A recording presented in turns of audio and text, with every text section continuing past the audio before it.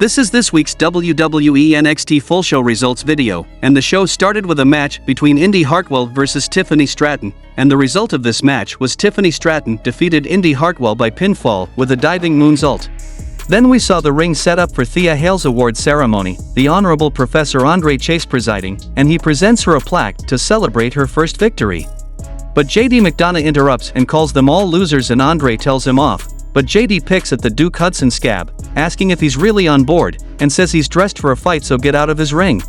Chase says one of the first lessons he teaches is to always be prepared, and if you stay ready, you don't have to get ready, and he's ready to give McDonough a Chase University-sized ass-whooping. After the commercial break, we saw a match between Andre Chase versus JD McDonough, and the result of this match was JD McDonough defeated Andre Chase by pinfall with the Saito suplex.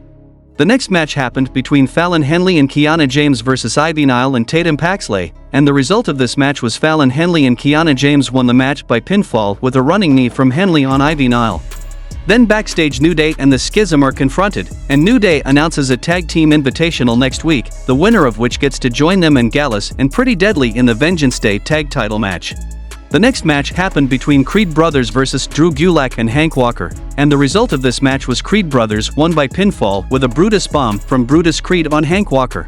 Post-match, Indus Sher, flanked by Jinder Mahal, and Jinder congratulate them for becoming the Creeds again and says his brothers are sick and tired of asking for respect, so next week, with the Maharaja by their side, they're going to take it, and they challenge the Creeds for next week.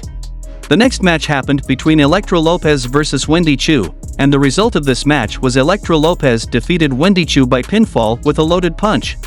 Then Grayson Waller makes his entrance with no time for games and said there is no steel plate under his jacket, just the NXT Championship. Breakker grabs his own title belt and storms to the ring while Waller keeps taunting him, saying Braun needs to win this match or it'll haunt his dreams for the rest of his life.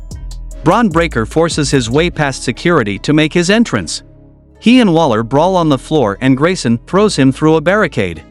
The next match happened between Alba Fire and Sol Ruca versus Katana Chance and Kaden Carter for the NXT Women's Tag Team Championship, and the result of this match was Katana Chance and Kaden Carter won the match by pinfall with the neckbreaker and 450 splash combination, retaining the NXT Women's Tag Team Championship. Post-match, Isla Dawn crossed Alba's path when she was walking backstage and seems like they are going into the alliance. In the main event of the show, Booker T is in the ring to host our NXT Women's Championship Summit ahead of Vengeance Day. Roxanne said Gigi and JC are thinking it is gonna be a handicap, but it's a real triple threat, so even though the odds are against her, she's gonna retain the title. Gigi disagrees and says she'll become the shortest reigning NXT Women's Champion. They bicker at each other and scream in each other's faces while Roxanne looks on, before turning to her and attacking, giving us a brawl.